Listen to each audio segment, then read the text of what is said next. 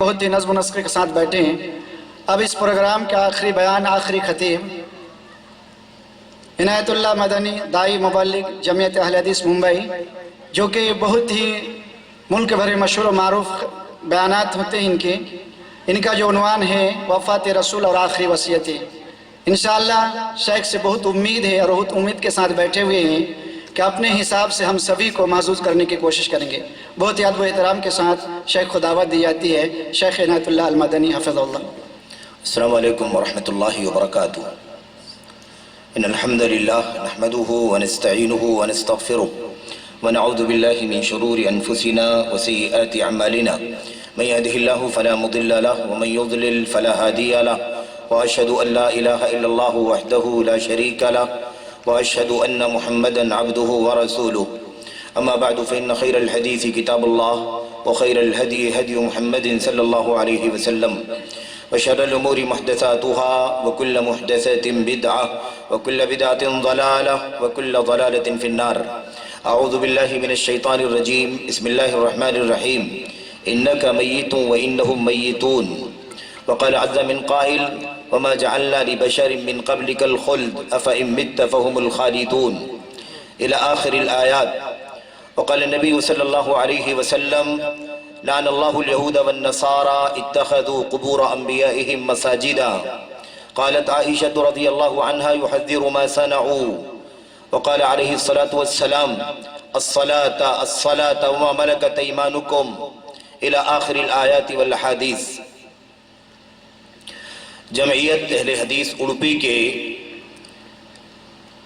زیر اہتمام منعقد ہونے والا آج کا یہ اجتماع، آج کی یہ کانفرنس جو کارکلا بیلور صوبہ کرناٹک میں منعقد ہو رہی ہے،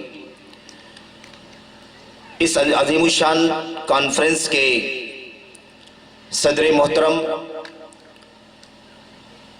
اڑپی کی جمعیت کے امیر محترم جناب عاطف صاحب، اسی طرح سے اسٹیج پر تشریف فرما آج کے اس کانفرنس کے معزز مکرم خطباء، مقررین، علماء، فضلاء، دعات، جمعیت و جماعت کے قابل احترام ذمہ داران، آپ تمام قابل احترام بزرگوں، قابل احترام ماں اور بہنوں، نوجوان ساتھیوں، عزیز بچوں، سب سے پہلے تو اللہ تبارک و تعالیٰ کی اس بات پر حمد اور شکر ادا کرنا ہے کہ اللہ تعالیٰ نے مجھے آپ سے یہاں ایک خطاب کے موقع پر ملاقات کی توفیق عطا فرمائی۔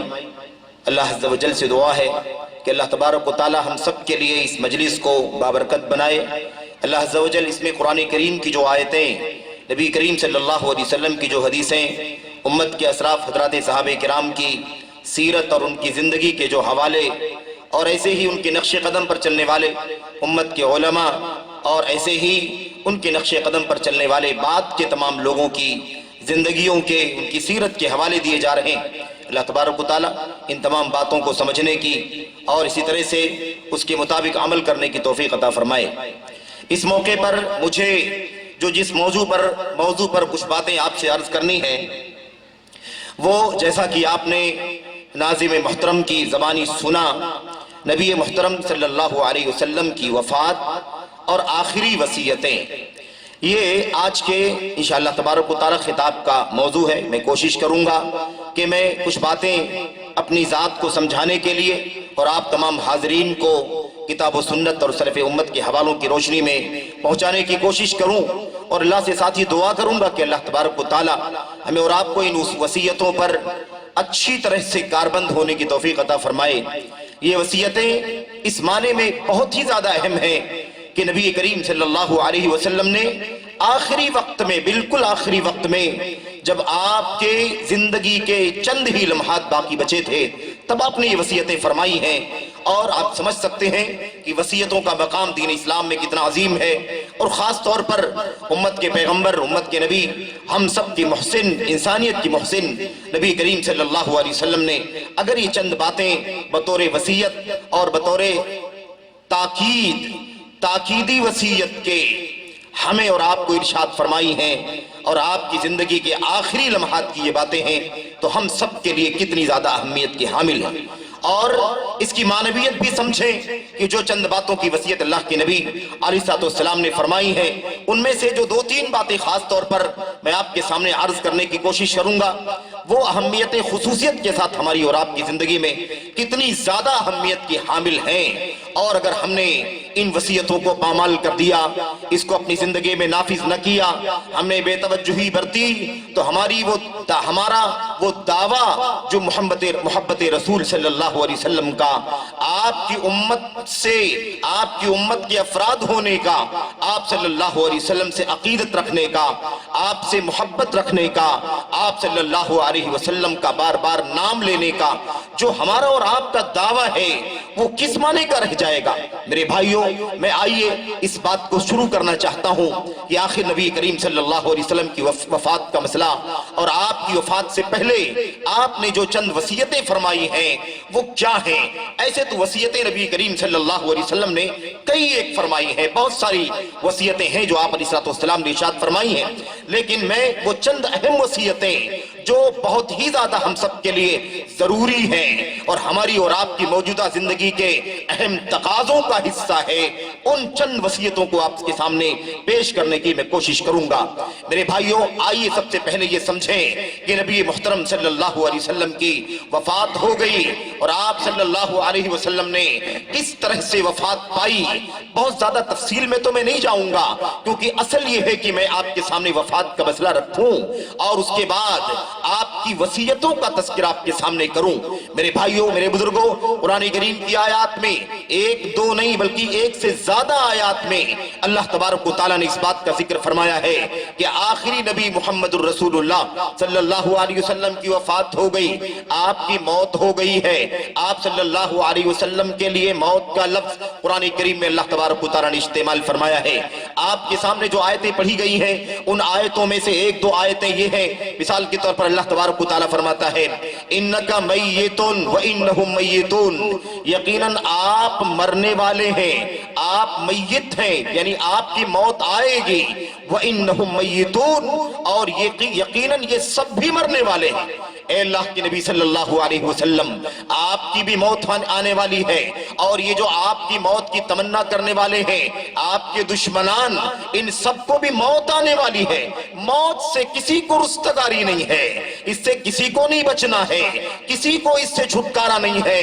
اللہ تبارک و تعالیٰ کے بارے میں اللہ کے نبی علیہ السلام نے فرمایا والجن والانس یموتون، جنات مر جائیں گے، انسان مر جائیں گے، اللہ تبارک و تعالیٰ حی لا یموت ہے، وہ زندہ ہے، ہمیشہ سے زندہ ہے اور ہمیشہ زندہ رہے گا۔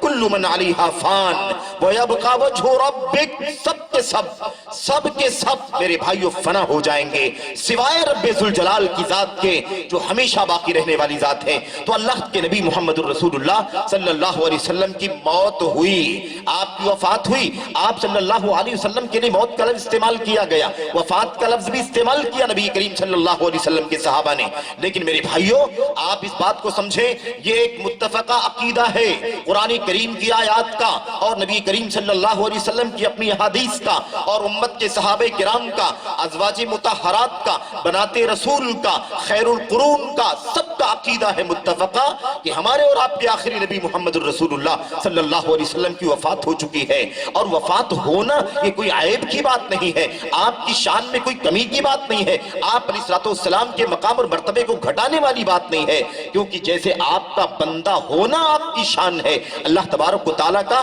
آپ کا بندہ ہونا آپ کی شان ہے، ایسے ہی بندگی کی صفات میں سے ایک صفت ہے کہ بندہ مر جاتا ہے، اس کو موت آ جاتی ہے، یہ بھی آپ کی شان کے خلاف نہیں ہے۔ آپ علیہ السلام کو موت آئی، اور آپ صلی اللہ علیہ وسلم کی موت کے حوالے دلائل قرآن کریم کی آیتوں میں اور اللہ کے نبی کی حدیثوں میں بھرے پڑے ہوئے ہیں۔ دوسری آیت کریمہ آپ کے سامنے پڑھی گئی، اللہ تبارک و تعالیٰ فرماتا ہے أَفَإِن مِتَّ فَهُمُ الْخَالِدُونَ مَا جَعَلْنَا لِبَشَرٍ مِّن قَبْلِكَ الْخُلْدَ، اے اللہ کے نبی صلی اللہ علیہ وسلم، ہم نے آپ سے پہلے کسی انسان کو ہمیشگی نہیں عطا فرمائی ہے، یعنی آپ سے پہلے بھی جو انسان دنیا میں آئے، کوئی انسان ایسا نہیں ہے، کوئی بشر ایسا نہیں ہے ہے جس کو ہمیشہ کے لیے زندگی دے دی گئی ہو، اس کو موت نہ آنے والی ہو، وہ ہمیشہ ہو، ابد الآباد کے لیے دائمی طور پر ہمیشہ زندہ رہے، ایسا کسی کو نہیں دیا گیا۔ آپ کے ساتھ بھی یہی مسئلہ ہے، آپ بھی اپنا اجل وقت مقرر کو جو آپ کے لیے طے کیا گیا ہے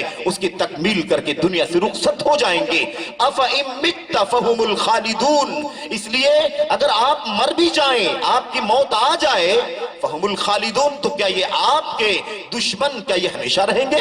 ان کو بھی موت آئے گی، سب کا اجل ہے۔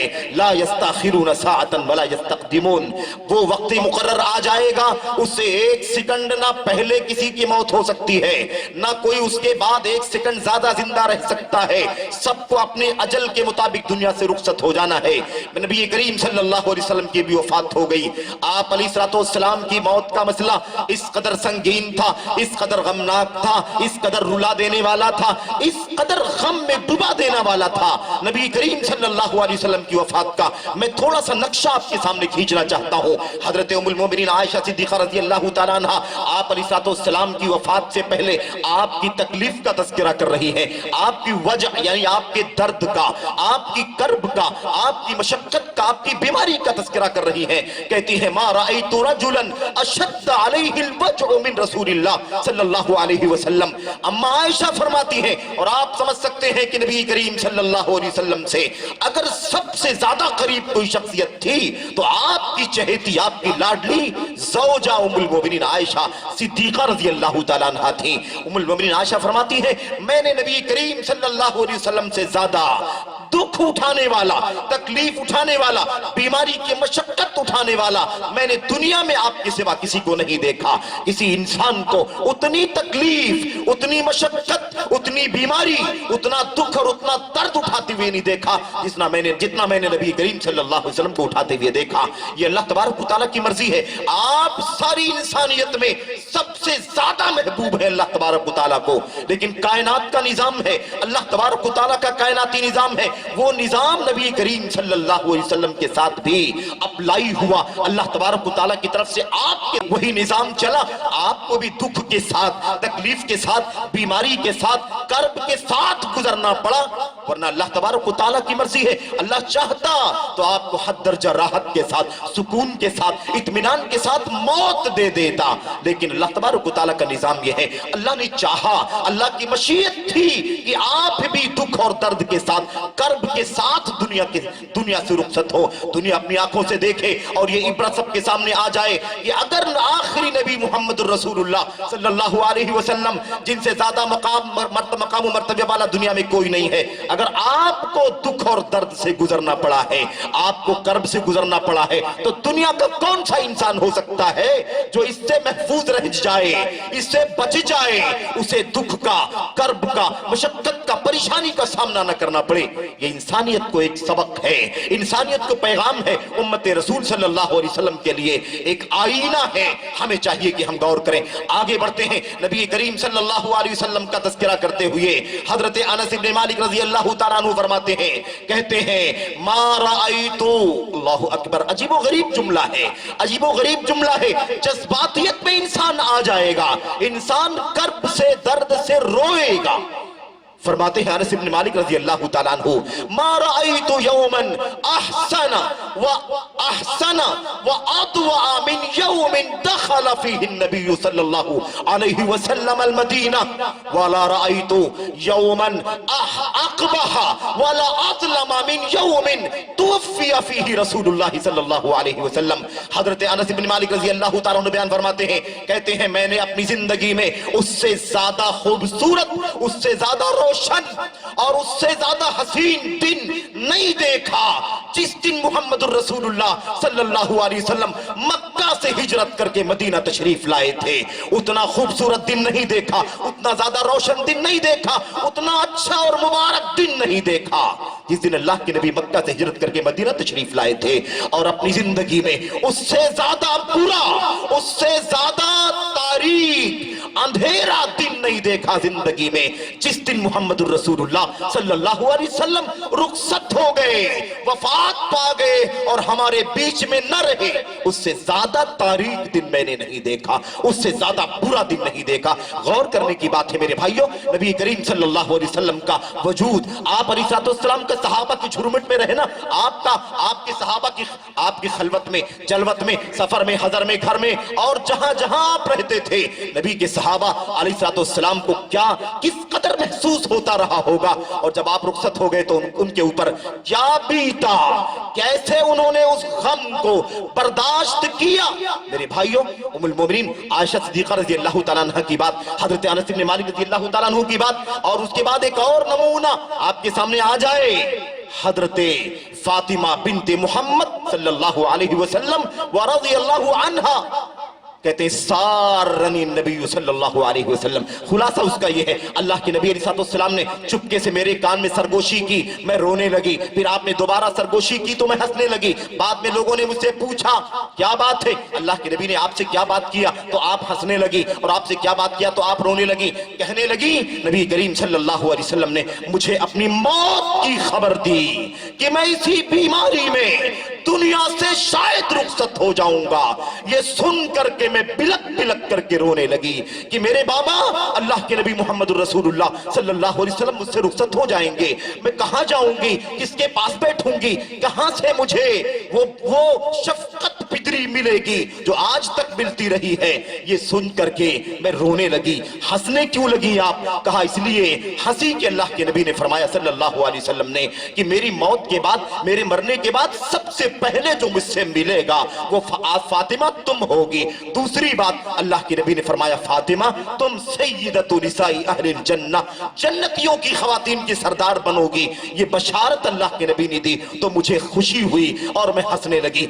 बताना ये है नबी करीम सल्लल्लाहु अलैहि वसल्लम की वफात हो गई, आप अलैहिस्सलाम दुनिया से रुखसत हो गए, सहाबा ने आपको दफनाया, आप अलैहिस्सलाम को अपने हाथों से कफन पहनाया, आप पर मिट्टी डाल करके दफन किया, जनाजे की नमाज पढ़ी, मुत्तफका मसला है नबी करीम सल्लल्लाहु अलैहि वसल्लम की वफात हो गई है। मेरे भाइयों आपकी वफात हो गई, तूफिया रसूलुल्लाह सल्लल्लाहु अलैहि वसल्लम, माता रसूलुल्लाह सल्लल्लाहु अलैहि वसल्लम, ये अल्फाज अल्लाह के कलाम की आयत के अलावा अल्लाह के नबी की हदीसों के अंदर मौजूद है। सहाबा कहते हैं अल्लाह के नबी वफात पा गए, सहाबा कहते हैं अल्लाह के नबी अलैहिस्सलाम की मौत हो गई, मौत हो गई है। मेरे भाइयों ये जो अल्फाज है बहुत अदब के साथ और बड़ी मोहब्बत के साथ मैं आपसे अर्ज करना चाहता हूं, ये जो अल्फाज चले हैं ना, इंतकाल हो जाना या पर्दा कर जाना, ये अल्फाज इस बात को जाहिर करने के लिए इस्तेमाल किए जाते हैं कि मौत का लफ्ज इस्तेमाल ना हो, वफात का लफ्ज इस्तेमाल ना हो। इंतकाल का मतलब होता है मुंतकिल हो जाना, शिफ्ट हो जाना।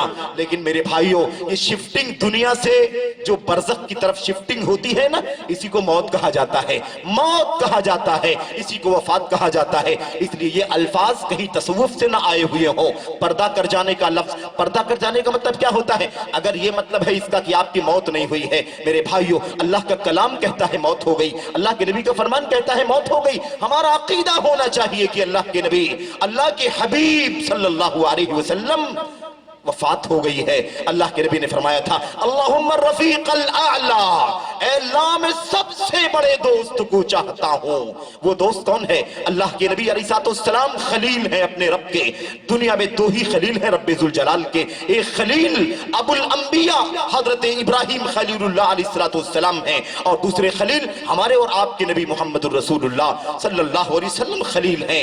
आप अलैहिस्सलाम की मौत हो गई। मैं अर्ज़ ये करना चाहता हूं आपकी वफात से 5 दिन पहले, 4 दिन पहले, 3 दिन पहले, आखिरी वक्त में, बिल्कुल आखिरी वक्त तक आप अलैहिस्सलाम अपने सहाबा को नसीहत करते रहे, वसीयत करते रहे, बहुत सारी कीमती बातें बतलाते रहे, इरशाद फरमाते रहे जो मेरी उम्मत के लोगों को मेरी वफात के बाद काम आने वाली है। और याद रखें नबी करीम सल्लल्लाहु अलैहि वसल्लम की उस वक्त तक वफात नहीं हुई जब तक आपने उम्मत की भलाई की सारी बातें उन्हें बतला नहीं दी। اور اس وقت تک آپ کی وفات نہیں ہوئی جب تک آپ نے امت کو تکلیف پہنچانے والی، ان کے عقیدے کو خراب کرنے والی، ان کے عمل کو خراب کرنے والی، ان کو جنت سے دور کر کے جہنم کے مستحق بنانے والی جو چیزیں تھیں اسے ڈرا نہیں دیا، اسے آگاہ نہیں کر دیا، چوکنا نہیں کر دیا، تب تک نبی کریم صلی اللہ علیہ وسلم کی وفات نہیں ہوئی۔ میرے بھائیوں، میرے بزرگوں، قابل احترام ماں اور بہنوں، آئیے میں کچھ وصیتوں کا تذکرہ آپ کے سامنے کرنا چاہتا ہوں۔ وصیت کا معنی بالکل اختصار کے ساتھ سمجھ لیں۔ وصیت کا معنی کیا ہوتا ہے میرے بھائیوں؟ وصیت کا معنی ہے تاکیدی حکم دینا، تاکیدی حکم دینا۔ وصیت کا معنی ہے تاکیدی حکم دینا، یعنی حکم دینا اور تاکید کرنا، پریشر ڈالنا، ضرور کر لینا، ضرور کر لینا، اہتمام کرنا، فکر کرنا، اس چیز کو وصیت کہا جاتا ہے۔ میرے بھائیوں، وصیت اللہ تبارک و تعالی نے وصیت فرمائی، اللہ کے نبی علیہ السلام نے وصیت فرمائی، امت کے لوگوں نے وصیت فرمائی۔ وصیت کا لفظ عام ہے، معنی کیا ہے؟ تاکیدی حکم دینا۔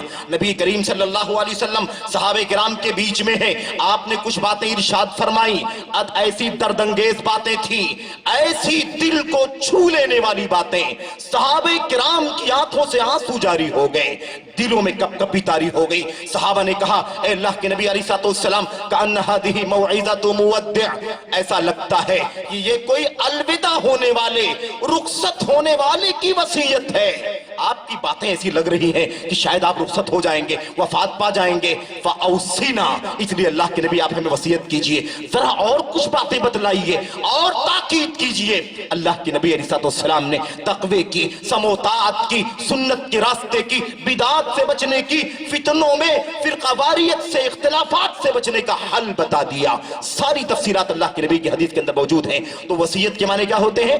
تاکیدی حکم دینا۔ آدمی مر جاتا ہے نا، مرنے سے پہلے ہم آپ اللہ کے نبی کی امت کے لوگ، اللہ کے نبی نے کیا فرمایا؟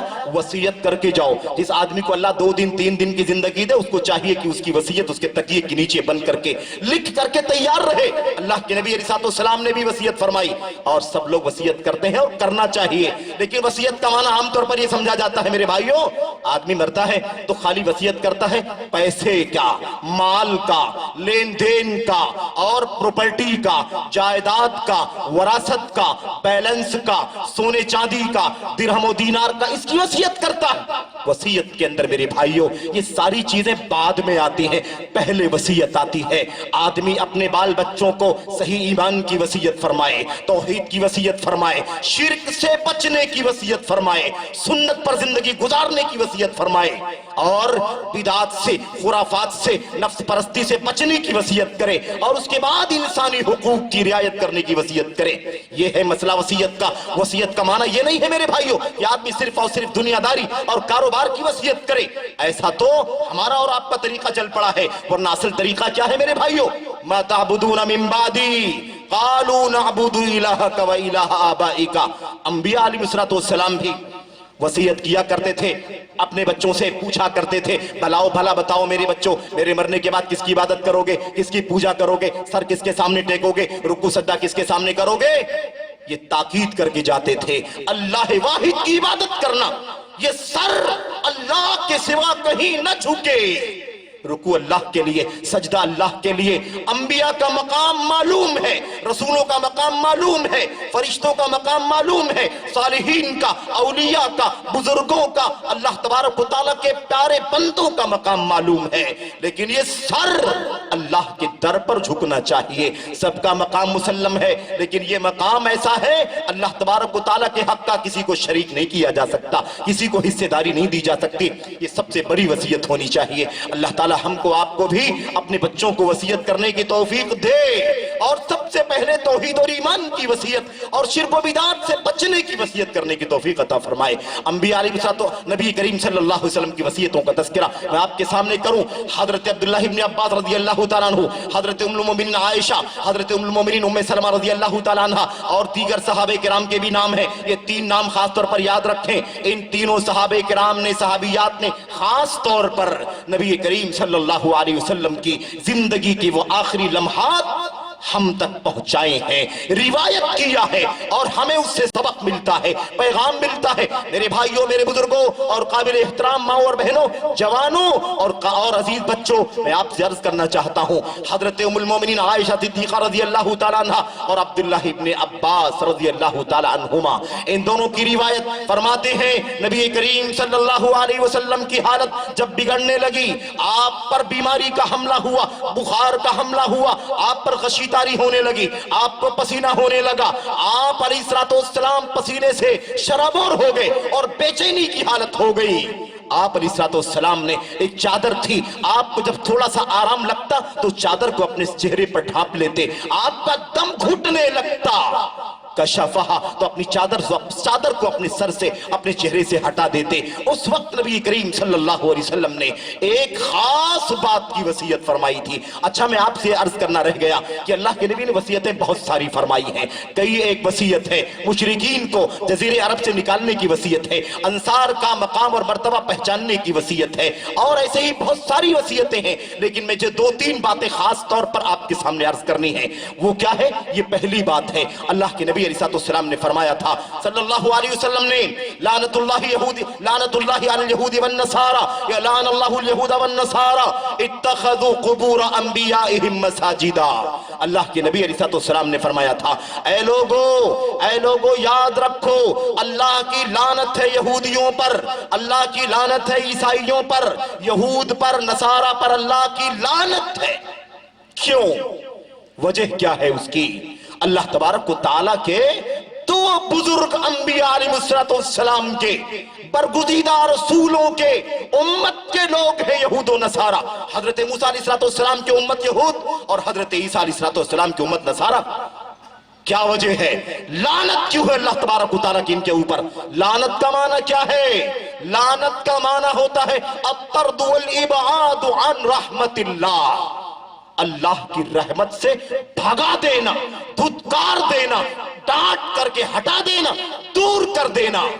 کوئی کسی کو کہے لعنت ہے تجھ پر، اس کا مطلب وہ بد دعا کر رہا ہے، اللہ تجھے اپنی رحمت سے بھگا دے، اپنی رحمت سے دھتکار دے، تجھے اپنی رحمت سے محروم کر دے۔ لعنت، اور وہ بھی نبی کی زبان سے لعنت، اور اللہ تبارک و تعالیٰ سے کہا جا رہا ہے لعنت ہو اللہ تبارک و تعالیٰ کی یہود و نصارہ پر۔ کیا جرم کیا ہے ان لوگوں نے؟ جرم کیا تھا؟ بڑا سنگین جرم تھا، اتنا بڑا جرم کہ اس سے بڑا جرم نہیں تھا۔ کیا جرم تھا وہ؟ لعن اللہ الیہود والنصارى اتخذوا قبور انبیائہم وصالحہم مساجدا۔ ان لوگوں نے اپنے انبیاء علیہ السلام کی قبروں کو سجدہ گاہ بنا لیا تھا۔ انبیاء علیہ السلام، بنی اسرائیل کے انبیاء بہت سارے ہیں، حضرت ابراہیم علیہ السلام سے پہلے کے انبیاء کو آپ چھوڑ دیں، ابراہیم علیہ السلام خود نبی اور رسول ہیں، آپ کے بیٹے حضرت اسحاق، آپ کے بیٹے حضرت اسماعیل علیہ السلام کی نسل سے آخری نبی محمد الرسول اللہ صلی اللہ علیہ وسلم، اور حضرت اسحاق کے بیٹے حضرت یعقوب، اور یعقوب کی نسل سے سارے انبیاء علیہ السلام دنیا میں آئے۔ انہی یعقوب کو اسرائیل کہا جاتا ہے۔ اسرائیل یعنی عبداللہ، اللہ کا بندہ، یہ ہبرو زبان کا لفظ ہے۔ اب اسرا کے معنی ہوتے ہیں بندہ اور ایل کے معنی ہوتے ہیں اللہ کے، تو اسرائیل یہ حضرت یعقوب کا لقب ہے۔ ان کی نسل سے سارے انبیاء آئے۔ انبیاء علیہ السلام سارے کے سارے بنی اسرائیل ہیں، یعنی حضرت یعقوب علیہ السلام کی نسل سے۔ میرے بھائیوں، میں عرض کر رہا تھا اللہ کے نبی صلی اللہ علیہ وسلم نے لعنت فرمائی یہود و نصارہ پر، اس لیے کہ ان لوگوں نے اپنے نبیوں کی قبروں کو سجدہ گاہ بنا لیا۔ نبیوں کی قبروں کو سجدہ گاہ، رسول نبی کی قبر کو سجدہ گاہ بنانا یعنی قبر کے اوپر یا تو اسٹرکچر کے ساتھ کوئی روم بنا دینا، کوئی مسجد تعمیر کر دینا، یا اوپر نہیں بلکہ اس کے دائیں طرف، اس کے بائیں طرف، اس کے آگے، اس کے پیچھے کوئی سٹرکچر بنا کر کے وہاں بیٹھنا، وہاں نمازیں پڑھنا، وہاں عبادت کے کام کرنا، وہاں پر اللہ تبارک و تعالیٰ کی بندگی کے کام کرنا۔ یا تو سٹرکچر نہ بنانا، بغیر سٹرکچر کے کسی قبر کے پاس دائیں بیٹھنا، بائیں بیٹھنا، آگے بیٹھنا، پیچھے بیٹھنا، اس کے ماحول میں، اس کے کنارے کنارے کسی بھی طرف بیٹھنا، یہ سب کیا ہے؟ یہ سب قبر کو سجدہ گاہ بنا لینا ہے. قبر کو سجدہ گاہ بنانا، اس کا مطلب کوئی یہ نہ سمجھے کہ قبر کے اوپر مسجد بنا لے گا، وہاں پر باقاعدہ اسٹرکچر تعمیر کر لے گا اور اسی کو مسجد کہا جائے گا. نہیں، مسجد نام ہے سجدہ گاہ کا. جہاں بھی اللہ تبارک و تعالیٰ کی عبادت کی جائے وہ اللہ تبارک و تعالیٰ کے لیے مسجد ہے. لیکن اب یہی کام مسجد کا، یعنی نماز پڑھنے عبادت کرنے کے لیے قبر کو خاص کر لینا. قبر کے اوپر دائیں بائیں بغل میں آس پاس بازو میں کہیں بھی عبادت کا کام کیا جائے، اللہ کے نبی علیہ السلام نے فرمایا اس جرم کی وجہ سے اللہ تبارک و تعالیٰ کی یہود و نصارہ پر لعنت ہے. یہ دعائیہ بھی ہو سکتا ہے، انشائیہ بھی اور خبر بھی ہو سکتی ہے. یاد رکھیں اگر یہ بد دعائیہ ہے، لعنت ہو اللہ تبارک و تعالیٰ کی یہود و نصارہ پر. ان لوگوں نے اپنے نبیوں کی قبروں کو سجدہ گاہ بنا لیا. اگر یہ بد دعا ہے تو بہت خطرناک بد دعا ہے، بڑی سنگین بد دعا ہے. اور اگر خبر ہے، یعنی بد دعا نہیں ہے خبر ہے، تو یہ اور زیادہ تاکید کا معنی دیتا ہے. اس کا مطلب اللہ کے نبی صلی اللہ علیہ وسلم بتلا رہے ہیں کہ یہود و نصارہ پر اللہ کی لعنت برس رہی ہے، اللہ کا عذاب ہے، اللہ تبارک و تعالیٰ کی رحمت سے محروم کر دیے گئے ہیں، اس لیے کہ ان کا کام یہ ہے انہوں نے انبیاء کی قبروں کو سجدہ گاہ بنا لیا ہے. میرے بھائیوں، میرے بزرگوں، میری قابل احترام ماؤں اور بہنوں، میں بڑے ادب کے ساتھ اور بہت ہی عاجزانہ انداز میں، بہت ہی مخلصانہ انداز میں آپ سے یہ عرض کرنا چاہتا ہوں، بھلا عیسیٰ علیہ السلام کی امت کے لوگوں پر، موسیٰ علیہ السلام کی امت کے لوگوں پر اللہ کے نبی نے لعنت کیوں فرمائی؟ اللہ کی لعنت کیوں ہوگی؟ جرم دیکھو، جرم، اور کوئی ناموں سے لینا دینا نہیں ہے، کسی قوم سے لینا دینا نہیں ہے، کسی بستی سے، ماضی حال سے لینا دینا نہیں ہے. یہ مسئلہ عقیدے کا ہے، یہ مسئلہ ایمان کا ہے. اللہ تبارک و تعالیٰ کے یہاں کسی بندے کی کوئی قیمت نہیں ہے جب تک کہ وہ بندگی کے اصولوں پر نہ چلتا ہو. اس لیے اگر بنی اسرائیل کے یہود و نصارہ پر لعنت ہوئی ہے اس لیے کہ وہ قبروں کو سجدہ گاہ بناتے تھے، میرے بھائیوں، انہوں نے وہاں پر عبادت کرنا شروع کر دیا. یہاں پر ایک بات یاد رہے، ایک غلطی نہ ہونے پائے، یہاں معنی یہ نہیں ہے کہ وہ اس قبر والے نبی کی عبادت، نبی کا سجدہ، نبی کا رکوع، نبی کے لیے قیام، نہیں، عبادت اللہ کی کرتے تھے، وہ عبادت اللہ کی.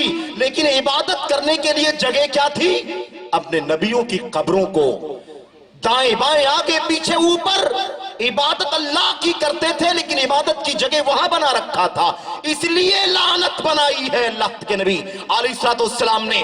اگر وہ اسی نبی کی پوجا کرنا شروع کر دے، اسی کا سجدہ، اسی کا رکوع، اسی سے دعا، اسی سے التجا، اسی سے حاجات کا سوال، اسی سے فریاد رسی، اسی سے استعاذہ، اسی سے استغاثہ، اسی سے استعانت اور مدد مانگنا شروع کر دیں، تب تو شرک اکبر، کفر باللہ، خالد مخلد فی النار.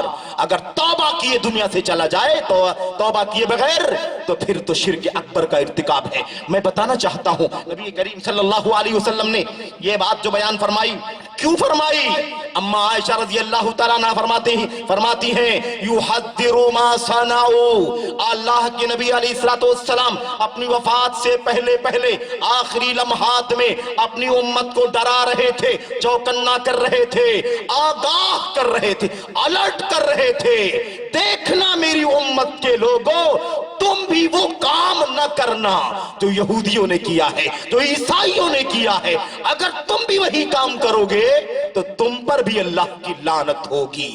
اللہ کے نبی علیہ السلام یہودیوں کے کام سے، عیسائیوں کی حرکتوں سے اپنی امت کو ڈرا رہے تھے، چوکنا کر رہے تھے نبی کریم صلی اللہ علیہ وسلم. میرے بھائیوں اور میرے بہنوں اور میرے ساتھیوں، نوجوان عزیزوں، آپ سمجھے بات کو. نبی کریم صلی اللہ علیہ وسلم کی رحمت ہے یہ، آپ کی شفقت ہے یہ، آپ کی مہربانی ہے، آپ علیہ السلام کی طلب ہے کہ امت کبھی گمراہ نہ ہو جائے، امت شرک میں مبتلا نہ ہو جائے، امت اللہ تبارک و تعالیٰ کے در پہ اللہ تبارک و تعالیٰ کے لیے عبادت کرے، اللہ تعالیٰ کی عبادت گاہوں میں عبادت کرے. قبروں کے پاس سجدہ گاہ نہ بنائے، قبروں کے پاس بیٹھ کر کے وہاں جا کر کے عبادات کے اعمال، عبادات کے مراسم انجام نہ دے. نبی کریم صلی اللہ علیہ وسلم کی یہ رحمت ہے، یہ شفقت ہے. آپ نہیں چاہتے تھے کہ امت شرک کرے، کفر کرے، اللہ تعالیٰ کے حق کی عبادت کو کسی اور کو دے دے. अल्लाह के नबी अलैहिस्सलाम चाहते थे मेरी उम्मत का फर्द फर्द जन्नत में दाखिल हो, कोई जहन्नम में न जाने पाए। अल्लाह के नबी अलैहिस्सलाम का इस बारे में इतना एहतिमाम है, इतनी फिक्रमंदी है। अल्लाह के नबी अलैहिस्सलाम ने फरमाया था, आपने फरमाया था, अना आखिज़ुन बिहुजूजिकुम अनिन नार व अंतुम ततक़हमून फीहा। ए मेरी उम्मत के लोगों, मैं तुम्हारी कमर पकड़ पकड़ करके खींच रहा हूं, जहन्नम में न जाओ, आग में मत कूदो, तुम्हारी कमर पकड़ करके खींच रहा हूं, तुम्हें जहन्नम से बचा रहा हूं। शिर्क न करना, शिर्क के वसाइल मत पकड़ना, शिर्क का जरिया मत पकड़ना, शिर्क जहां से होने का रास्ता खुलता हो वहां न जाना, वैसा कोई काम न करना। व अंतुम ततक़हमून फीहा, लेकिन तुम कूद कूद कर जहन्नम में जाना चाहते हो। ये उम्मत के साथ नबी करीम सल्लल्लाहु अलैहि वसल्लम की हमदर्दी थी। ऐ उम्मत मोहम्मद के लोगों, ऐ उम्मत मोहम्मद के अफराद, ऐ मोहम्मद रसूलुल्लाह से मोहब्बत करने वालों, ऐ आपकी जान, आपके इशारों पर जान देने के लिए तैयार रहने वालों, ऐ अल्लाह के नबी अलैहिस्सलाम के उम्मत के लोगों, जिन्हें अल्लाह के नबी अलैहिस्सलाम की एक एक अदा से मोहब्बत है, पैगाम है उम्मत के नाम, वो काम उम्मत के लोगों न करना जो यहूदियों ने किया था, ईसाइयों ने किया था। अगर तुमने वो काम किया तो याद रखो वही अंजाम तुम्हारा भी होगा जो उनका हुआ था। आगाह कर रहा हूं, चौकन्ना कर रहा हूं, अलर्ट कर रहा हूं। नबी करीम सल्लल्लाहु अलैहि वसल्लम का मकसूद उम्मुल मोमिनीन आयशा सिद्दीक़ा रज़ियल्लाहु तआला अन्हा ने बयान कर दिया।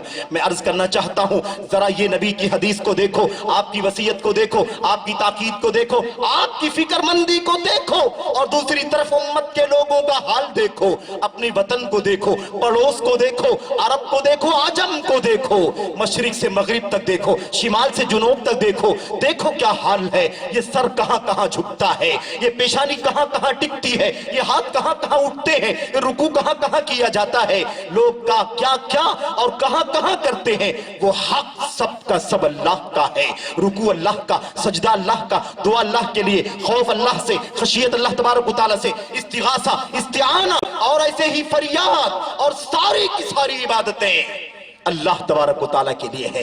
कोई नहीं, ना जमीन की कोई मखलूक, ना आसमान की कोई मखलूक। अल्लाह तबारक व तआला ने फरमाया, अल्लाह ने फरमाया, ला तस्जुदू लिश्शम्सी वला लिलकमर वस्जुदू लिल्लाहिल्लज़ी खलक़हुन इन कुंतुम इय्याहु तअबुदून। अल्लाह तबारक व तआला फरमाता है, ना सूरज का, ना चांद का किसी का सजदा ना करो, उसी अल्लाह का सजदा करो जिसने सबको पैदा फरमाया है, अगर तुम वाकई अल्लाह ताला की इबादत करने वाले हो। मेरे भाइयों, मेरे बुजुर्गों, वक्त बहुत तेजी के साथ गुजर रहा है, मैं बहुत चंद बातें मजीद आपके सामने अर्ज करना चाहता हूं। एक दो नुक्ते इस हवाले से, इस वसीयत के सिलसिले में आपके सामने मजीद अर्ज करके फिर बात आगे बढ़ाता हूं। मैं अर्ज करूं, अल्लाह के नबी मोहम्मद रसूलुल्लाह सल्लल्लाहु अलैहि वसल्लम ने जब यह बात फरमाई, अपने नबियों की कब्रों को सज्जागाह बना लिया, तो वो अंबिया बनी इसराइल के थे, यहूदी ईसाई अपने नबियों का सज्जा की कब्रों को सज्जागाह बना लिया था। आप सल्लल्लाहु अलैहि वसल्लम को इस बारे में सबसे ज्यादा फिक्र खुद अपनी कब्र के बारे में थी। जब लोगों ने अपने अपने नबियों की कब्रों को सज्जागाह बना लिया है, तो ऐसा ना हो कि मेरी उम्मत के लोग मेरी कब्र को सज्जागाह बना लें। मेरे भाई, उसी का हिस्सा है ये, उसी का हिस्सा है। नबी करीम सल्लल्लाहु अलैहि वसल्लम ने ये बात भी उन्हीं अय्याम में फरमाई थी, दुआ करते हुए। एक तो क्या कहा था, एक तो अल्लाह के नबी अलैहिस्सलाम ने फरमाया था, ला तजअलू बुयूतकुम कबूरा वला तजअलू कब्री ईदा। ऐ लोगों, अपने घरों को कब्रिस्तान न बनाओ। जैसे कब्रिस्तान में नमाजें पढ़ना दुरुस्त नहीं है, ऐसे ही अपने घरों को भी कब्रिस्तान की तरह न बना लो कि वहां भी नमाज न पढ़ो। सुन्नतों से घरों को आबाद रखो, नवाफिल से घरों को आबाद रखो, फराइज नहीं। फराइज के लिए मस्जिदें हैं, मस्जिदें वरकऊ मअर राकिईन, नमाज पढ़ने वालों के साथ, जमात के साथ नमाज पढ़ो। मेरे भाइयों, मर्दों के लिए हुक्म है, औरतों के लिए असल उनका घर है। अगर गुंजाइश है, इंतजामात हैं और रास्ता मामून है, कोई खतरा नहीं, फितना नहीं है, और वो घर पर वो मस्जिद में आकर नमाज पढ़ने की इजाजत चाहती हैं, तो घर वालों को कहा गया कि उन्हें नमाज की इजाजत दे दो, मत रोको, मस्जिदों से आने दो। लेकिन मर्दों के लिए असल ये है कि कोई उज़्र नहीं है तो जमात के साथ नमाज पढ़ो। अभी आगे मसला आ रहा है, अल्लाह के नबी ने नमाज के बारे में भी सख्त वईद, सख्त ताकीद تاکید فرمائی، سخت وصیت فرمائی، اس کا تذکرہ آگے آ رہا ہے۔ میں عرض یہ کرنا چاہتا ہوں میرے بھائیوں کہ اللہ کے نبی صلی اللہ علیہ وسلم نے یہ بات فرما دی، وَلَا تَجْعَلْ قَبْرِي وَلَا تَجْعَلُوا قَبْرِي عِيدًا، اے لوگوں میری قبر کو عید نہیں بنانا۔ عید کسے کہتے ہیں؟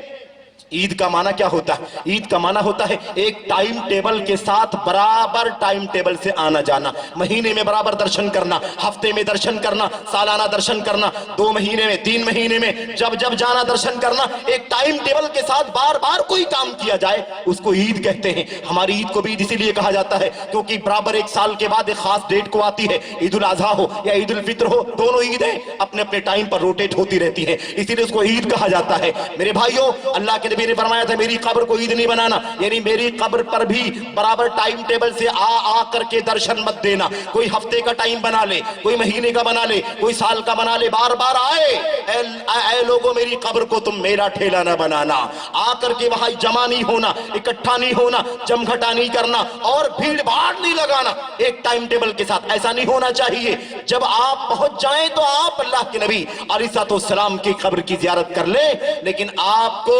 باقاعدہ قبر نبوی کی زیارت کرنے کے لیے جانے کی کوئی ضرورت نہیں ہے، بلکہ درستی نہیں ہے، سفر کرنا ہی جائز نہیں ہے قبر کی زیارت کرنے کے لیے۔ اللہ کے نبی محمد الرسول اللہ صلی اللہ علیہ وسلم نے یہ بات جو فرمائی کہ میری قبر کو بیلا ٹھیلا نہیں بنانا، آپ نے امت کو آگاہ کر دیا، آپ کو آگاہ کر دیا، ہم کو آگاہ کر دیا، عرب و عجم کو آگاہ کر دیا، مشرق مغرب شمال جنوب دنیا کے ساری امت کے لوگوں کو آگاہ کر دیا۔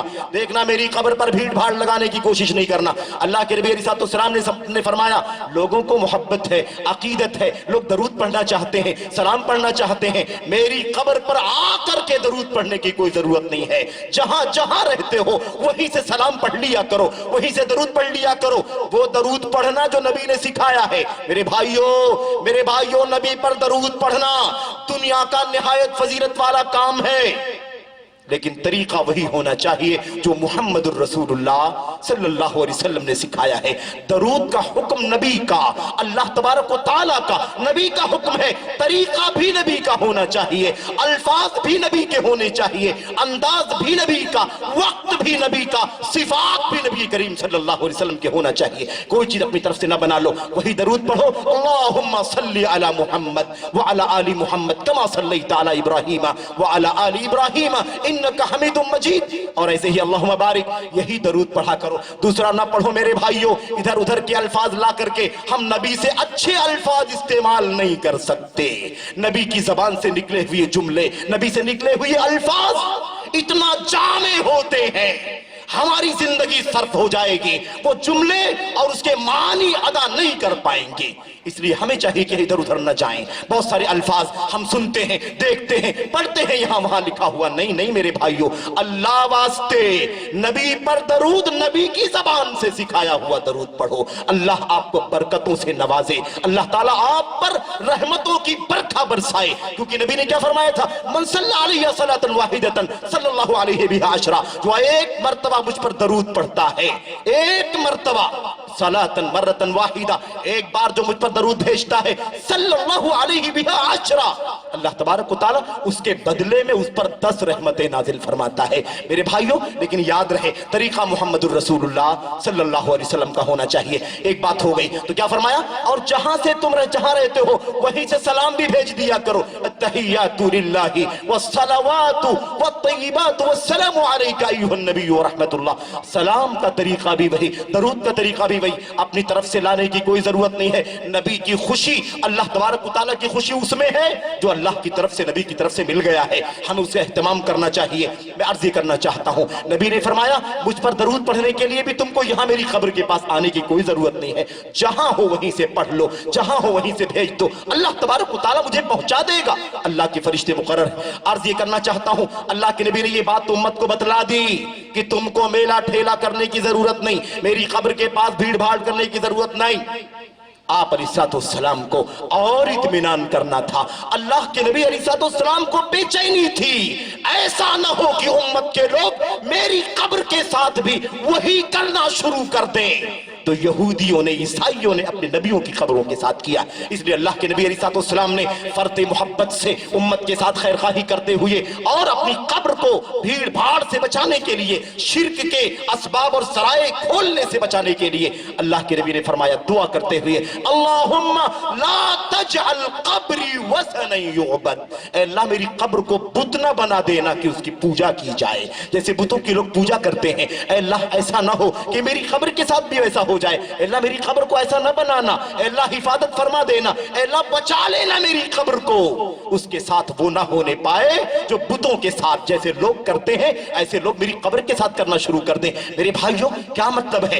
حضرت ام المومنین عائشہ صدیقہ رضی اللہ تعالیٰ عنہ کو پھر آئیے پڑھتے ہیں. ان سے زیادہ بڑا علم والا پوری دنیا میں امت کی خواتین میں، پوری دنیا کی خواتین میں سب سے زیادہ علم والی خاتون ام المومنین عائشہ صدیقہ رضی اللہ تعالیٰ عنہ فرماتی ہیں اللہ کے نبی علیہ السلام نے یہ بات جو فرمائی اے اللہ میری قبر کو بت نہیں بنانا، یہ بات کیوں فرمائی؟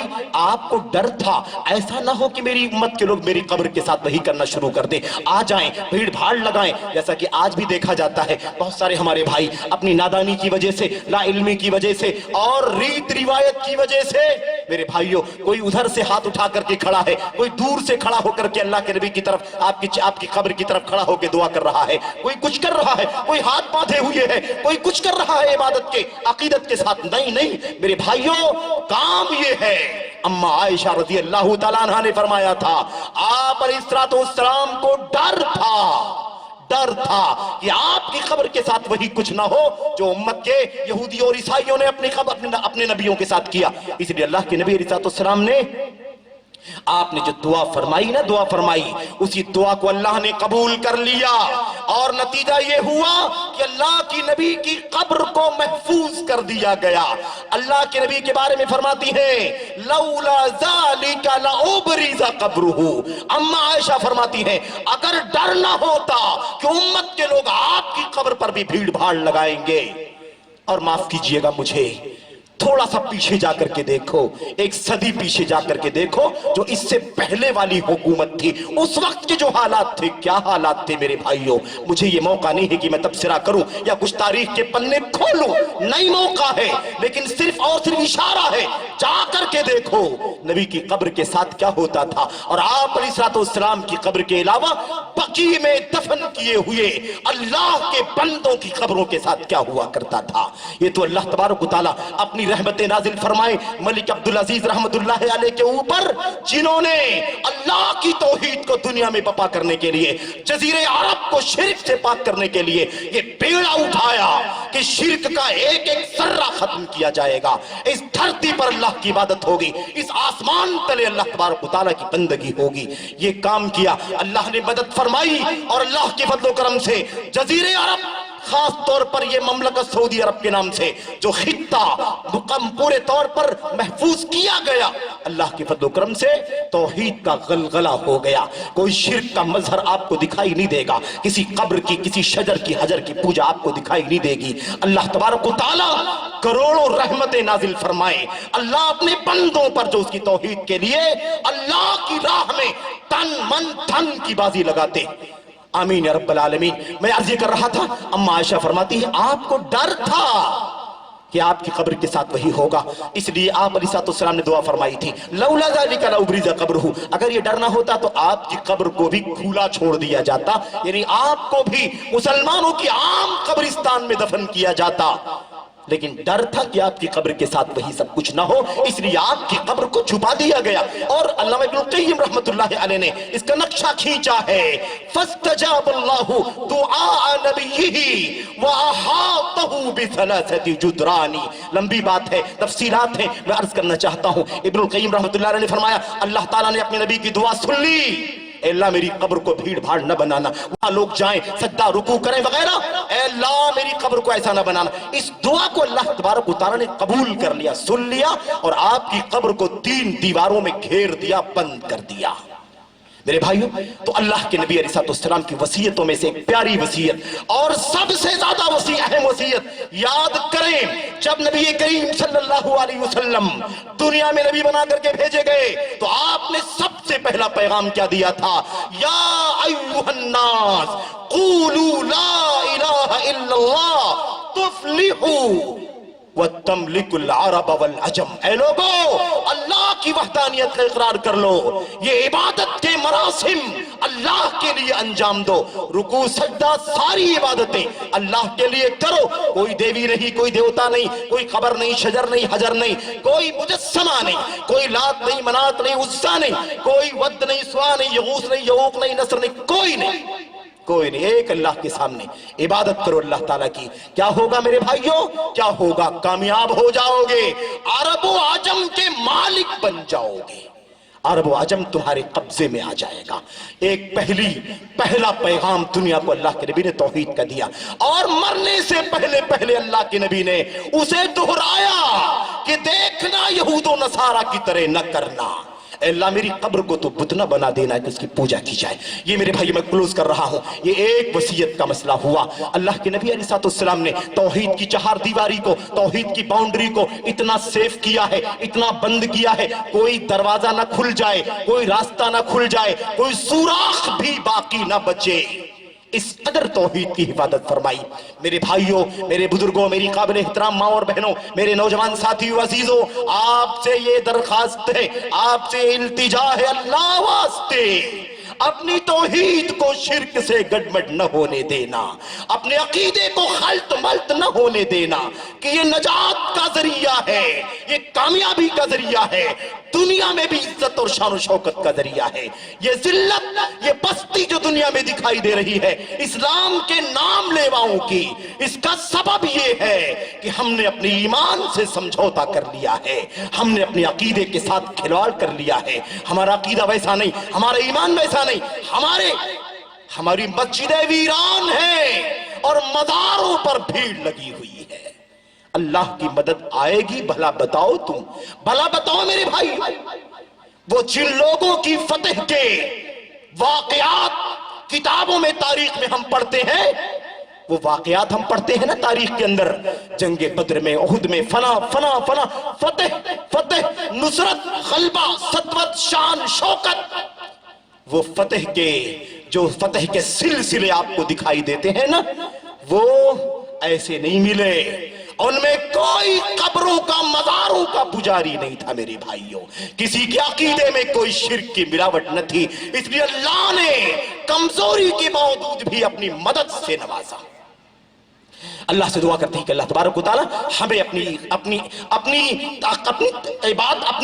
तौहीद की हिफाजत करने की तौफीक अता फरमाए। हमें अल्लाह ताला अपने ईमान की तहफ़्फ़ुज़ की, सलामती की फिक्र करने की तौफीक अता फरमाए। उसको हर तरह की शिर्क से, शिर्क के असबाब से, वसाइल से, ज़राए से अल्लाह ताला पूरे तौर पर बंद करने की तौफीक अता फरमाए। आमीन रब्बिल आलमीन। नबी करीम सल्लल्लाहु अलैहि वसल्लम ने अपनी वफात से पहले दो अल्फाज बार बार वसीयत के फरमाए। अम्मा आयशा सिद्दीक़ा रज़ी अल्लाह तआला अन्हा और खास तौर पर उम्मे सलमा रज़ी अल्लाह तआला अन्हा फरमाती हैं, अल्लाह के नबी अलैहिस्सलाम ने कान आखिरु वसीयति रसूलिल्लाह, अल्लाह के नबी अलैहिस्सलाम की जिंदगी की आखिरी वसीयत क्या थी? अस्सलात अस्सलात वमा मलकत ऐमानुकुम।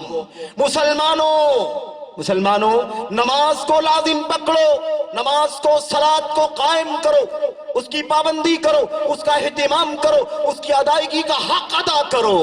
बार बार दोहराया, सलाता सलाता, इल्ज़ामुस्सला, नमाज को लाजिम पकड़ो, सलात का एहतिमाम करो, वमा मलकत ऐमानुकुम, और उसका ख्याल करो जिसके तुम्हारे हाथ मालिक हैं, जिसके तुम्हारे हाथ मालिक है। तुम्हारे हाथों में जो मिल्कियत है ना, मिल्कियत जो तुम्हारी मिल्कियत है, उसका भी ख्याल करो। मैं भी आ रहा हूं, मिल्कियत क्या है आपके हाथ में? अल्लामा सिंधी रहमतुल्लाह अलैह ने इमाम इब्न माजा की किताब सुनन की शरह करते हुए क्या लिखा उमा मलकत ऐमानुकुम, तुम्हारे हाथ जिसके मालिक हैं, यानी तुम्हारे हाथों में जो मिल्कियत है उसका ख्याल करो, उसका ख्याल करो। इसमें दो बातें शामिल हैं। एक है मिल्कियत का मतलब है तुम्हारा माल, तुम्हारी जायदाद, प्रॉपर्टी, दिरहम, दीनार, रुपये, पैसे, डॉलर, जो भी तुम्हारे पास है या जो भी प्रॉपर्टियां तुम्हारे पास हैं, इस माल के बारे में उसके हक की अदायगी का ख्याल करो।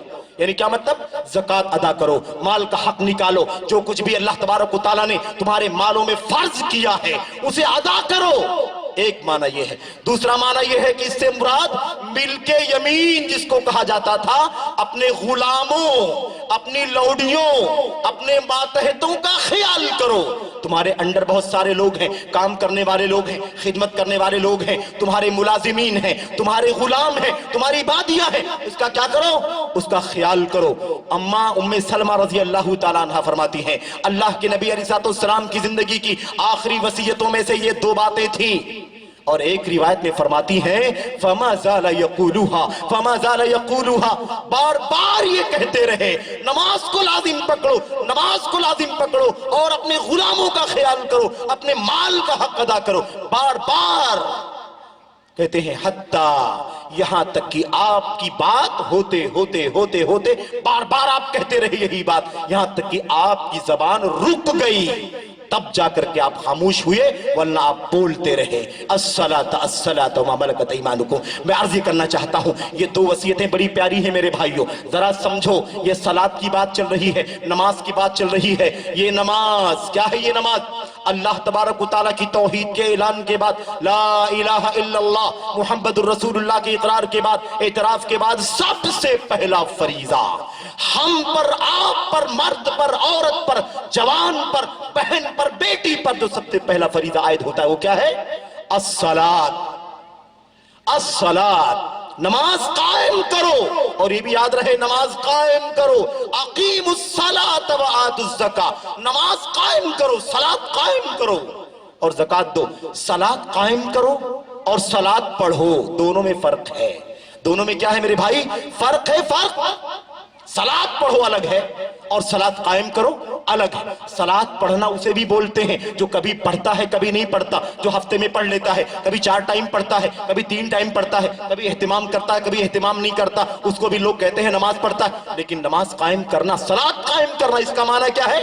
اس کا معنی یہ ہے اس کے وقت کے ساتھ، پابندی کے ساتھ ادا کرنا، پابندی کے ساتھ، جماعت کے ساتھ، فرائض کے ساتھ، ارکان کے ساتھ، شروط کے ساتھ، آداب کے ساتھ، تمام چیزوں کی رعایت کے ساتھ آپ کو کیا کرنا ہے؟ نماز قائم کرنا ہے. یہ معنی ہے نماز قائم کرنے کا. اللہ کے نبی علیہ السلام نے تاکید فرمائی الصلاۃ الصلاۃ. یہ بات سمجھ لو اللہ کے نبی علیہ السلام بیماری کی حالت میں ہے، آپ کو بے ہوشی طاری ہو جا رہی ہے. جب آپ علیہ السلام پر پانی کا چھینٹا مارا جاتا تو آپ کو ہوش آ جاتا. آپ کو جیسے ہی ہوش آتا آپ ایک سوال کرتے اصلی الناس، یہ بتاؤ کیا لوگوں نے نماز پڑھ لیا؟ کیا لوگوں نے نماز پڑھ لیا؟ آپ سوچئے بے ہوشی کی حالت ہے، بے ہوشی کی حالت. آپ پر جب پانی کا چھینٹا مارا جاتا اور آپ کو ہوش آتا تو آپ کو فکر کس بات کی تھی؟ سوال کس چیز کا؟ ایک ہی سوال، کیا نماز ہو گئی؟ لوگوں نے نماز پڑھ لی؟ لوگ کہتے نہیں اللہ کے نبی آپ کی آمد کا انتظار کر رہے ہیں، آپ کے آنے کا انتظار کر رہے ہیں. اتنا پوچھتے بتایا جاتا پھر آپ بے ہوش ہو جاتے. اما ام سلمہ فرماتی ہیں یہ 1 بار 2 بار 3 بار 4 بار واقعہ پیش آیا. آپ نے پوچھا، ہوش آنے پر تو یہی پوچھا کیا لوگوں نے نماز پڑھ لی ہے؟ اتنی فکر یاد رکھو میرے بھائیوں. نماز کا اہتمام قرآن کریم کی آیات کا مطالعہ کر کے دیکھو. اللہ فرماتا ہے جو نماز پڑھتے ہیں لیکن نماز میں سستی کرتے ہیں. اللہ نے کیا فرمایا؟ اللہ تبارک و تعالی نے فرمایا نماز میں سستی کرنے والوں کا انجام کیا ہے؟ ارائیت الذی یکذب بالدین فذلک الذی یدعو الیتیم. اس کے آگے کیا فرمایا؟ ولا یحض ولا طعام المسکین فویل للمصلین. نماز پڑھنے والوں کے لیے بربادی ہے. نماز پڑھنے والوں کے لیے بربادی. نماز پڑھتے ہیں وہ الذین هم عن صلاۃ الذین هم فی صلاتهم ساہون. کیا فرمایا؟ کیا فرمایا؟ ارائیت الذی یکذب بالدین فذلک الذی یدعو الیتیم ولا یحض علی طعام المسکین فویل للمصلین الذین هم عن صلاتهم ساہون. مصلیوں پر، نمازیوں پر وعید، ویل ہے. ویل کیا ہے؟ جہنم کا گڑھا ہے، دھمکی ہے، وعید ہے، ہلاکت ہے. یہ سارے معنی ہیں ویل کے. اللہ فرماتا ہے نمازیوں کے لیے بربادی ہے. کون سے نمازیوں کے لیے؟ اللہ اکبر. نماز تو پڑھتے ہیں لیکن نماز میں سستی کرتے ہیں، غفلت کرتے ہیں، کوتاہیاں کرتے ہیں. نماز پڑھتے ہیں لیکن سستی اور غفلت کرتے ہیں، کبھی پابندی نہیں کرتے. آپ سوچئے نماز پڑھنے والے لیکن سہو کرنے والے یعنی غفلت سے کام لینے والوں پر اللہ کی طرف سے عذاب ہے، کیا ہے؟ بربادی ہے، تباہی ہے۔ یاد کرو جب نماز پڑھنے والوں پر اللہ تبارک و تعالیٰ کی وعید ہے اور جہنم کی کھائی ہے، تو جو نماز نہ پڑھتے ہوں ان کا کیا حال ہوگا؟ میرے بھائیو غور کرنے کی بات ہے، آج ہمارے گھروں میں اللہ کی طرف سے نعمتیں ہیں، برکتیں ہیں، خیر ہیں، وسائل ہیں، فیسلٹی ہے، گاڑیاں ہیں، گرمی سردی کے وسائل ہیں، لیکن ہماری مسجدیں ویران ہیں۔ اگر مسلمانوں کی بستیوں کے لوگ نماز پڑھنے کی پابندی کرنا شروع کر دیں تو محلوں میں ایک نہیں 10 مسجدوں کی قائم کرنے کی ضرورت ہوگی۔ لیکن افسوس میرے بھائیوں، ایک مسجد ہوتی ہے اور وہ بھی شکوہ کرتی ہے نمازیوں کی حاضری کا، غیر حاضری کا۔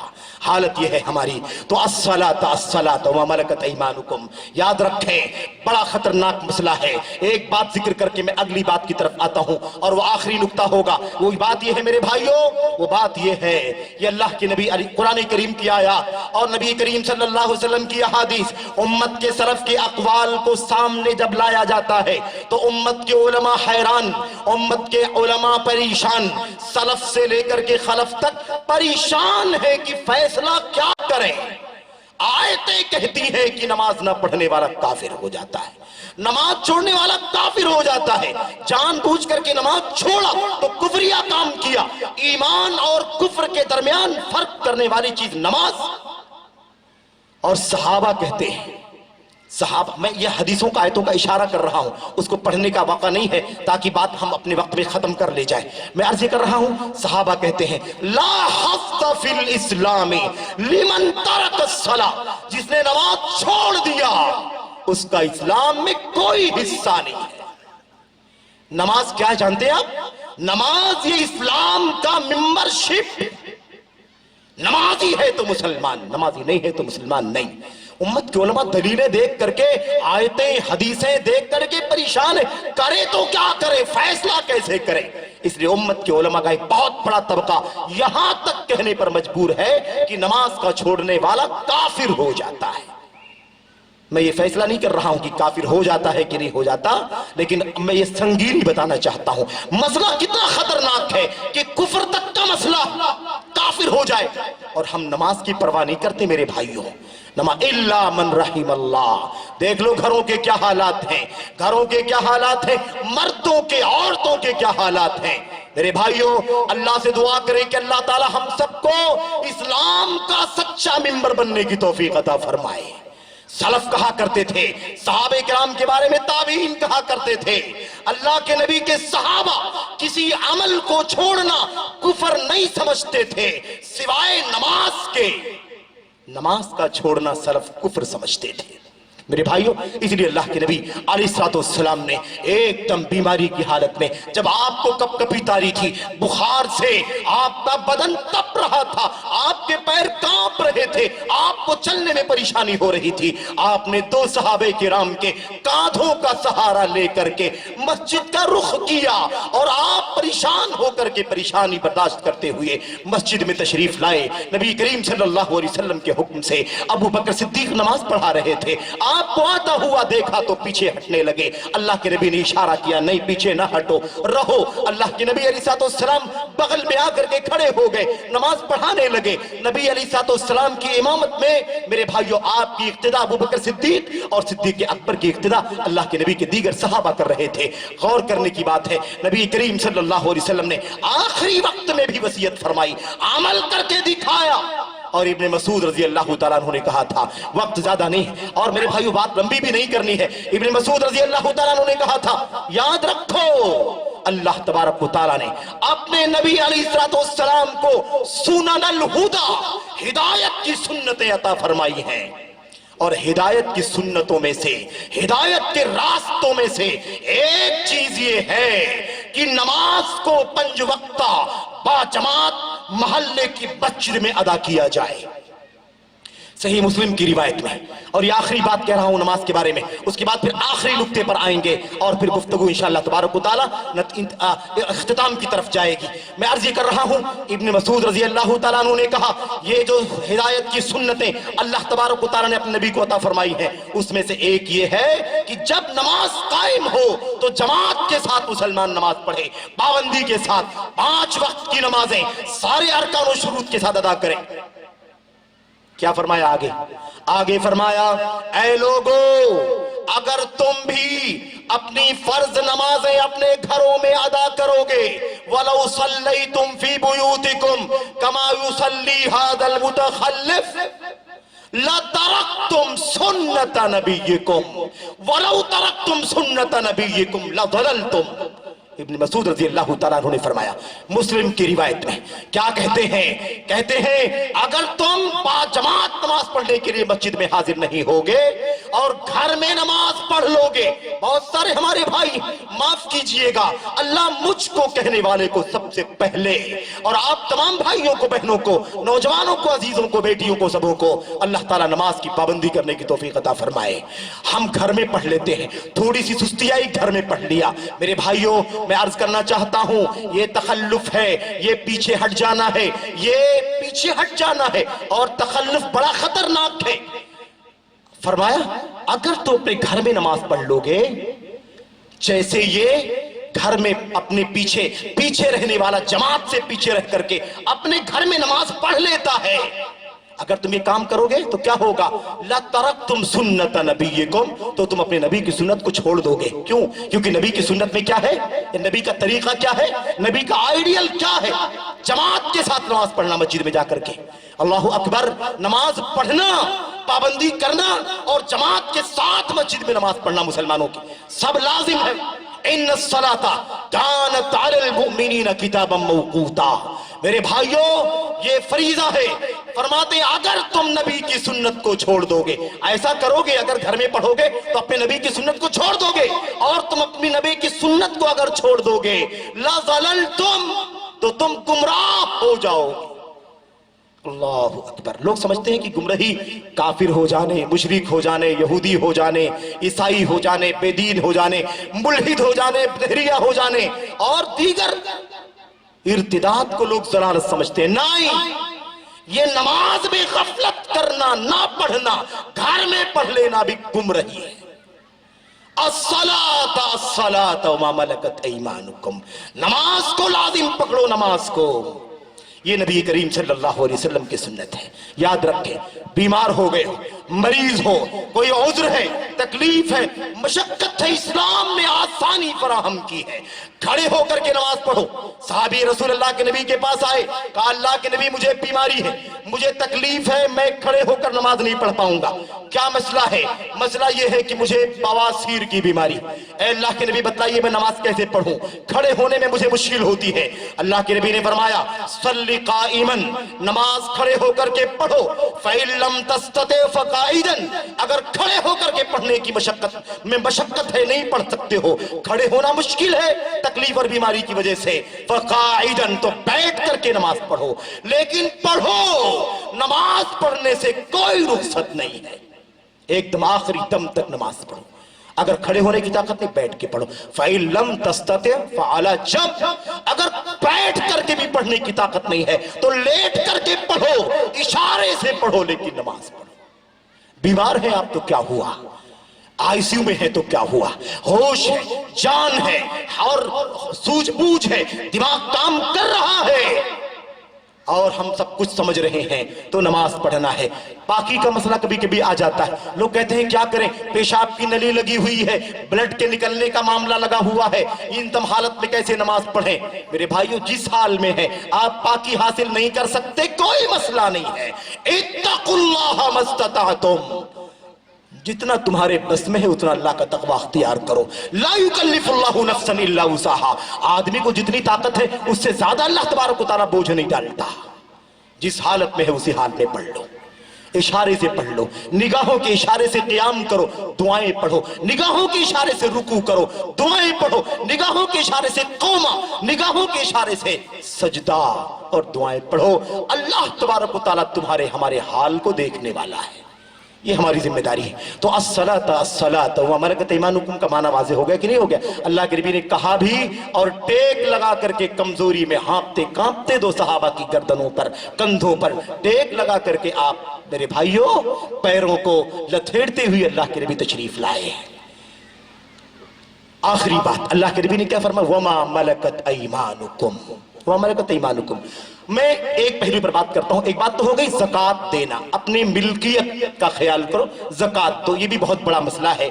अगर मुसलमान, और माफ कीजिएगा मुझे, अगर मुसलमान, हम मुसलमान अगर वैसे ही 2.5% ज़कात अदा करें जैसे अल्लाह ने हम पर फर्ज किया है, मान लो, यकीन कर लो, पूरे समाज से सारा करप्शन खत्म हो जाएगा, गरीबों फकीरों की तादाद भी खत्म हो जाएगी, और गरीबी फकीरी की बुनियाद पर चोरी, डकैती, रिश्वत, सूद, खियानत, गबन सब खत्म हो जाएगा। अल्लामा सादी रहमतुल्लाह अलैह ने अपनी तफसीर तैसीरुल करीबिर रहमान में लिखा कि 2.5%, 2.5 ये ज़कात जो अल्लाह ताला ने फर्ज की है, बकिया चीजें छोड़ दो, अभी गल्ला है, अनाज है, और उसके अलावा मवेशी है, जानवर वगैरह, चाहे तो बात किसकी हो रही है? कैश की, नकद की, सोने चांदी, रुपए, पैसे, दिरहम, दिनार की बात चल रही है। अगर 2.5% लोग ज़कात अदा करना शुरू कर दें तो दो बहुत बड़े मसले हल हो जाएंगे, जिसके लिए अल्लाह तबारक व तआला ने ज़कात को फर्ज किया है। एक है अल्लाह तबारक व तआला की राह में जिहाद, उसके सारे इखराजात कंप्लीट हो जाएंगे। नंबर 2, मुसलमानों में जो गरीब, फकीर, मिस्कीन, मोहताज हैं, इन सब की जरूरत पूरी हो जाएगी। कोई भीख मांगता हुआ दिखाई नहीं देगा, चोरी नहीं करेगा, डकैती नहीं करेगा, सूद नहीं लेगा, रिश्वत नहीं देगा, लेगा, लेकिन शर्त यह है कि 2.5% ज़कात। और ये जो मुसीबतें आ रही है ना हमारे ऊपर, जुल्म चल रहा है, टॉर्चर चल रहा है, हालात तब्दील हो रहे हैं, अल्लाह के नबी की हदीस को याद करो मेरे भाइयों। अल्लाह के नबी अलैहिस्सलाम ने फरमाया था, जो कौम अपनी ज़कात रोक लेती है, जो कौम, मुसलमानों सुनो, गौर से सुनो, भाइयों सुनो, बहनों सुनो, अल्लाह के नबी ने फरमाया, वमा लम यमनऊ वलम यमनऊ ज़कात अम्वालिहिम इल्ला मुलिउल क़त्र मिनस समा। लोगों ने अपनी ज़कात रोक लिया है। जो कौम अपनी ज़कात रोक लेती है, नहीं देती नहीं है, या देती है लेकिन पूरा नहीं देती, कोई 2 लाख दे के फुर्सत, कोई 5 लाख दे करके फुर्सत, कोई 10,000 दे करके, आदमी सोचता है कुछ दे दो, नहीं, पूरा का पूरा, आना पाई निकालो, एक रुपया निकाल करके दो, अल्लाह का दिया हुआ है, वो अगर बरकत छीन लेगा तो हमारी दौलत चली जाएगी। अल्लाह के नबी ने क्या फरमाया? जो लोग अपनी ज़कात रोक लेते हैं, आसमान से अल्लाह ताला बारिश के पानी के कतरे रोक लेता है। अगर जानवर ना होते, भूखे प्यासे ना मरते, तो अल्लाह बारिश ना बरसाता तुम्हारे जुर्म की वजह से। तो एक बात तो ये हो गई, तफसील में नहीं जाना है। दूसरी चीज क्या है? वमा मलकत ऐमानुकुम का माना क्या है? गुलाम, बांदी। यहां एक बात की वजाहत करना है। देखिए, गुलाम और बांदी जिसका तस्करा इस हदीस में आया हुआ है, या और भी हदीसों में, इससे मुराद उस जमाने में जो गुलाम और बांदियां हुआ करती थी, गुलाम और लौड़ी, यानी जैसे बाकायदा सामान बेचा खरीदा जाता है ना, आपका सामान है, आप बेचते हैं और किसी से खरीदते हैं, ऐसे ही वो गुलाम और लौडियां मिल्कियत होती थी, प्रॉपर्टी। मेरा गुलाम है, मैंने उसको इतने रुपए में बेच दिया, उसके बाद इतने रुपए देकर के दूसरा गुलाम खरीद लिया। मेरे पास बांदी है, लौडी है, मैंने उसको इतने में खरीदा और इतने में बेच दिया, सामान की तरह। उन लोगों के बारे में अल्लाह के नबी ने क्या फरमाया था? आपने फरमाया था, वह मलकत ईमानुकुम, अपनी लौडियों, गुलामों और अपनी बादियों का ख्याल करना, जुल्म नहीं करना, ज्यादती नहीं करना, हक नहीं मारना, ज्यादा बोझ नहीं डालना, उनको नहीं सताना, उन्हें तकलीफ नहीं देना, याद रखो। और एक हदीस में अल्लाह के नबी ने तो और बातों का जिक्र किया है। एक है औरत, कमजोर औरत, उसके साथ ज्यादती नहीं करना। दूसरा है यतीम, उसके साथ ज्यादती नहीं करना। غلام. تو ایک بات یہ سمجھ لیں کہ غلام سے مراد کیا ہے, وہ غلام لوڈی باندھی. لیکن اسی کے ساتھ ہمیں اس سے یہ سبق اللہ کے نبی کی حدیث سے ملتا ہے کہ آج تو وہ معاملہ نہیں ہے کہ کوئی غلام کو بیچے خریدے, لیکن آج ملازمت ہے, جاب ہے, نوکری ہے, خدمت ہے, ہمارے پاس کمپنی ہے, فیکٹری ہے, ہمارے پاس کارخانے ہیں, کھیتی ہے, گھر ہے, وہاں پر ملازم ہے, نوکر ہے, چاکر ہے, جاب کرتا ہے. ہمارا کام یہ ہے کہ اس کے ساتھ ظلم نہ کریں, زیادتی نہ کریں. وَلَا تَحْسَبَنَّ اللَّهَ غَافِلًا عَمَّا يَعْمَلُ الظَّالِمُونَ إِنَّمَا يُؤَخِّرُهُمْ لِيَوْمٍ تَشْخَصُ فِيهِ الْأَبْصَارُ. اللہ فرماتا ہے یہ کوئی نہ سمجھے, ظلم کرنے والے یہ نہ سمجھیں کہ ہم انہیں چھوڑ دیں گے.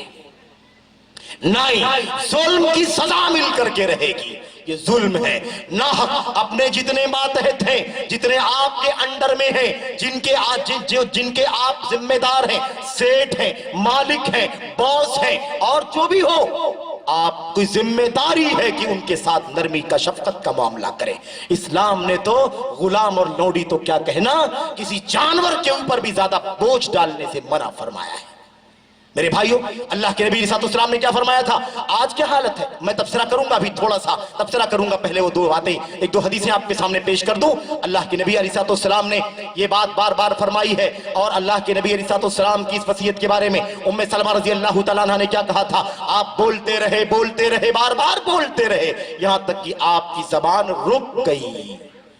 تو ملازموں کے ساتھ نرمی کا معاملہ ہونا چاہیے. اللہ کے نبی علیہ السلام نے ایک حدیث میں فرمایا, ثلاثۃ انا خصمہم یوم القیامہ. 3 قسم کے لوگ ایسے ہیں قیامت کے دن میں ان کی طرف سے لڑوں گا. 3 قسم کے لوگ ایسے ہیں قیامت کی دن میں ان کی طرف سے لڑوں گا, ان کی طرف سے ڈیفینس کروں گا ان کا. اس میں اللہ کے نبی نے ایک بات بیان فرمائی. 3 لوگ ہیں, ایک جو میرے کام کا ہے, جو میری مقصد کی چیز ہے, اللہ کے نبی نے فرمایا وَرَجُلٌ اسْتَأْجَرَ أَجِيرًا فَاسْتَوْفَى مِنْهُ وَلَمْ يُعْطِهِ أَجْرَهُ. اللہ کے نبی نے فرمایا وہ غلام, وہ مزدور, وہ ملازم, وہ جاب کرنے والا, خدمت کرنے والا, جس سے اس کے مالک نے پورا کام لے لیا, محنت کرا لیا, اور جب اس کو مزدوری دینے کا ٹائم آیا, اس کی سیلری دینے کا ٹائم آیا, اس کو پیسہ دینے کا ٹائم آیا, لم یعطہ اجرہ, تو اس کی مزدوری اسے نہیں دیا, یا دیا تو کم کر کے دیا, یا ٹال مٹول کر کے دیا.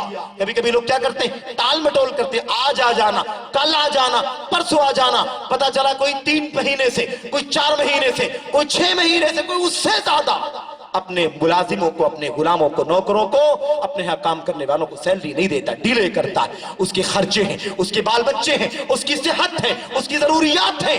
بھلا بتاؤ کہ یہ ظلم کتنا بڑا ظلم ہے. نبی کریم صلی اللہ علیہ وسلم نے فرمایا تھا مطل الغنی ظلم.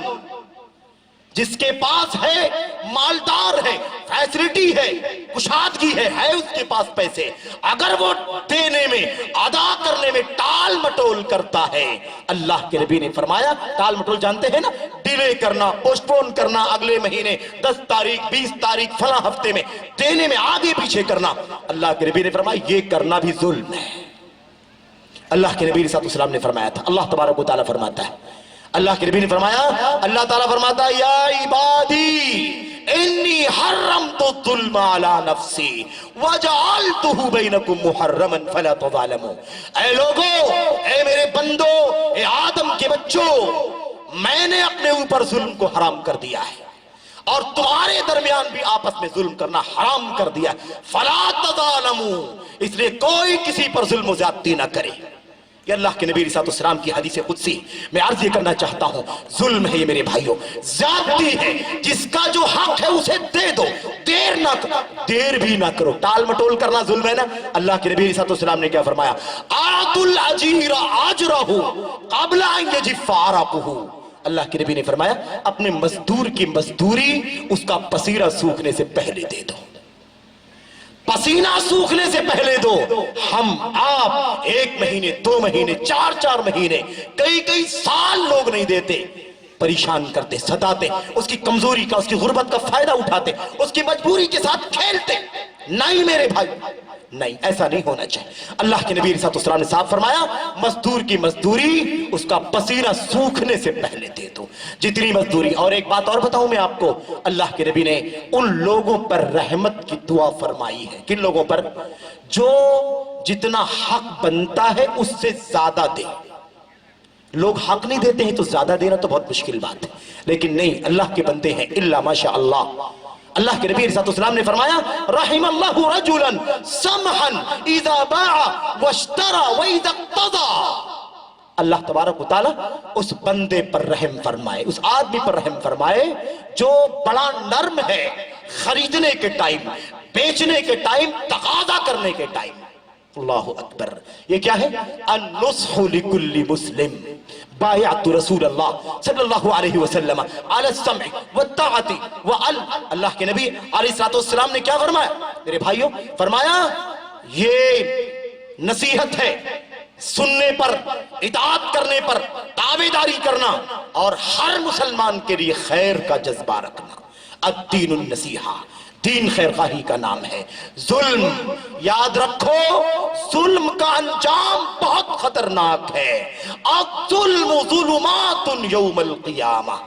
آج ہم نے کسی کا مار لیا، کسی کا ہڑپ کر لیا، کسی کا لے لیا نہیں دیا، کسی کا کم دیا بچا لیا، مطمئن ہو جاتے ہیں کہ ہمارے پاس بچ گیا اور اس سے یہ فائدہ حاصل کر لیا۔ لیکن میرے بھائیوں، ہم نہیں جانتے کہ قیامت کے دن اس ظلم کا، زیادتی کا انجام کیا ہوگا۔ اس ظلم کا، زیادتی کا انجام کیا ہوگا، بڑا خطرناک مسئلہ ہے۔ اس لیے ہم کو، آپ کو اس سے بچنے کی ضرورت ہے۔ مال کا فتنہ بڑا خطرناک ہے، مال کا فتنہ بڑا خطرناک۔ انسان یہ سمجھتا ہے کہ اس کا بیلنس بڑھ رہا ہے، اس کے پاس بے اضافہ ہے، اس کے پاس بہت ہے اور کافی بڑھ گیا، کشادگی آ گئی، لیکن نہیں، اللہ تبارک و تعالیٰ جب چھین لیتا ہے تو پھر انسان بلبلاتا ہے۔ یاد رکھو جب اللہ تبارک و تعالیٰ ہمیں دانے دانے سے محروم کر دے گا، پانی کے قطرے قطرے سے محروم کر دے گا، وقت کی حکومت کا ظلم مسلط کر دے گا، تو یہ مال و دولت ہمارے کس کام آئیں گے؟ اس لیے ظلم نہ کرو، زیادتی نہ کرو۔ اللہ تبارک و تعالیٰ سے دعا کرتے ہیں، بات ختم کرتا ہوں کیونکہ میرے بھائیوں یہ آخری وقت ہے اور دیر ہو رہی ہے۔ آپ سے صرف اور صرف یہ درخواست ہے، نبی کریم صلی اللہ علیہ وسلم کی وفات کا غم ہر مسلمان کے دل کے اندر ہے یقیناً، اور یہ ہونا چاہیے، لیکن یاد رکھیں ہم پابند ہیں دین کے۔ جیسے ہم غم منانے کے لیے دلیلوں کے محتاج ہیں، ایسے ہی پیدائش پر خوشی منانے کے لیے بھی دلیلوں کے محتاج ہیں۔ ہم دین کے مطابق خوشی بھی مناتے ہیں، دین کے مطابق غم بھی مناتے ہیں۔ خوشی ہو یا غم ہو، ہم پابند ہیں اسی نبی محمد الرسول اللہ صلی اللہ علیہ وسلم کی وصیت کے، جن کا تذکرہ، جن کی زندگی کا مبارک تذکرہ، جن کی وصیتوں کا مبارک تذکرہ آپ کے سامنے ٹوٹے پھوٹے لب و لہجے میں چل رہا تھا۔ اللہ سے دعا کرتے ہیں کہ اللہ تبارک و تعالی ہمیں اور آپ کو اللہ کے نبی کی وصیتوں پر عمل کرنے کی توفیق عطا فرمائے۔ سب سے بڑا سرمایہ اپنے ایمان و عقیدے کی حفاظت، اللہ کی بندگی، اس کے سوا کسی کا حق نہیں ہے کہ اللہ کا حق اس کو دے دیا جائے، اور اس کے علاوہ دوسرا سب سے بڑا فریضہ نماز، الصلاۃ، اور تیسرا یہ جو ماتحتوں کے اوپر ظلم اور زیادتی ہوتی ہے اس سے بھی اپنے آپ کو بچنا۔ اور کچھ باتیں تھیں، بس میں اسی پر اکتفا کرتا ہوں، اللہ سے دعا کرتا ہوں کہ اللہ تبارک و تعالی ہمیں اللہ کے نبی کی وصیتوں پر، آپ کی قیمتی نصیحتوں پر عمل کرنے کی توفیق عطا فرمائے۔ ہمیں ایک سچا پکا نبی کریم صلی اللہ علیہ وسلم کی سنت کا شیدائی، آپ کی سنتوں کا متوالا بن کر کے، اور زندگی میں عملی طور پر اس کا ثبوت پیش کر کے جینے کی توفیق عطا فرمائے۔ اللہ تعالیٰ دعووں کا مسلمان نہیں، حوالوں کا مسلمان نہیں، نسبتوں کا مسلمان نہیں، بلکہ اللہ تبارک و تعالیٰ ہمیں عملی طور پر سچا مسلمان بننے کی توفیق عطا فرمائے، جس کے نتیجے میں دنیا میں عزت ملے گی، آخرت میں اللہ تبارک و تعالیٰ اپنی مغفرت، رضوان اور جنت کی نعمتوں سے مالا مال فرمائے گا۔ اللہ تعالیٰ ہم سب کو خیر کی توفیق عطا فرمائے۔ میں تمام ذمہ داران جمعیت اہل حدیث اڑپی اور اس کے ذمہ داران اور اس پوری بستی کے لوگ اور جن لوگوں نے یہاں اس بستی میں یہ پروگرام منعقد کیا ہے، ان تمام ذمہ داروں کے شکریہ کے ساتھ اللہ تعالیٰ کی حمد اور اس کے شکر کے بعد اپنی گفتگو کو ختم کرتا ہوں۔ دعا ہے کہ اللہ تعالیٰ ہم سبوں کو سچا پکا موحد متبع سنت اور اللہ تبارک و تعالیٰ کی رضا تلاش کرتے ہوئے اس دنیا میں جینے کی توفیق عطا فرمائے۔ آمین رب العالمین، وصلی اللہ وسلم وبارک علی نبینا محمد وعلی آلہ وصحبہ اجمعین، والسلام علیکم ورحمۃ اللہ وبرکاتہ۔ مختصر میں شیخ کے حق میں دعا گو ہوں۔ کہ اللہ رب العالمین شیخ کی عمر میں، علم میں، صحت میں برکت عطا فرمائے اور بارہا ہمیں ان جیسے مواقع عنایت فرمائے۔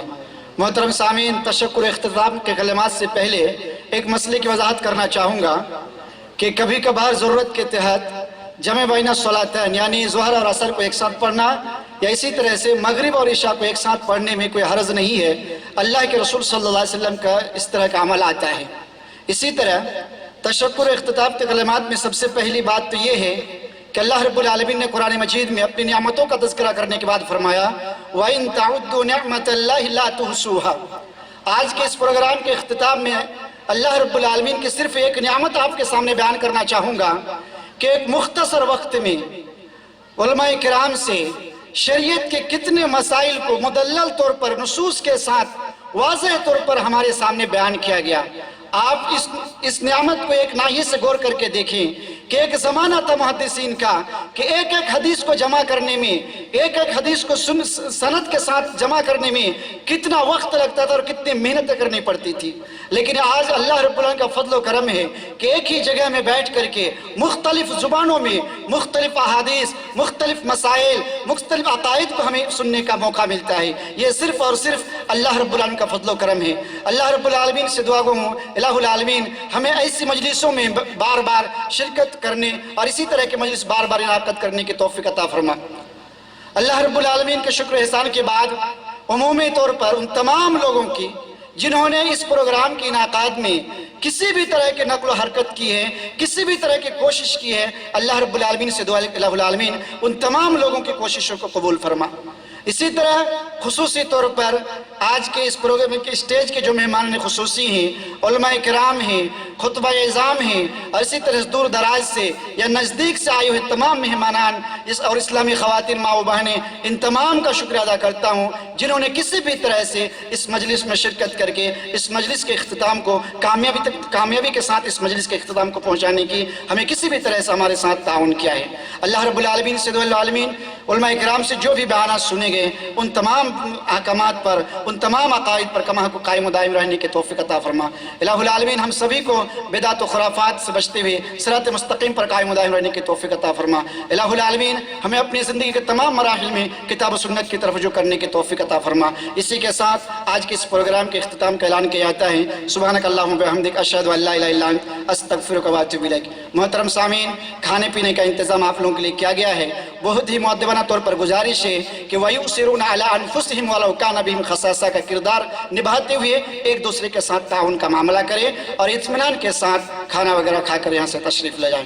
آمین تقبل یا رب العالمین۔ جی اسی طرح سے عمومی اور خصوصی طور پر تو کیا گیا وہ تمام لوگ جو ساؤنڈ کے ذمہ دار تھے، اس پروگرام کو کنٹرول کر رہے تھے، اسی طرح ہماری حفاظت کے لیے جو پولیس بھائی آئے ہوئے ان تمام کا بھی میں شکریہ ادا کرتا ہوں کہ اللہ رب العالمین تمام کے ہمیں شکر ادا کرنے کے ساتھ ساتھ اس پروگرام کو ہمارے لیے کامیاب بنائے۔ آمین تقبل یا رب العالمین۔ السلام علیکم ورحمۃ اللہ وبرکاتہ۔